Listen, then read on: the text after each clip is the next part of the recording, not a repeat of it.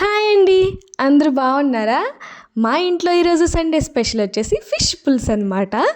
Last week actually నేను chicken biryani with chicken curry చేశాను.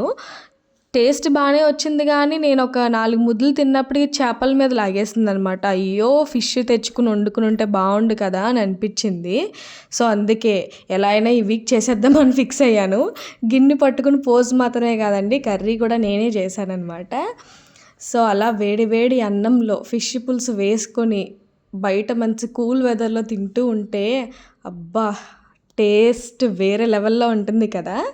So నాకు ఫిష్ ఇగురు కంటే కూడా ఫిష్ పులుసు అంటే బాగా ఇష్టం అనమాట. మా ఇంట్లో కూడా ఎక్కువ ఫిష్ పులుసే చేస్తారు.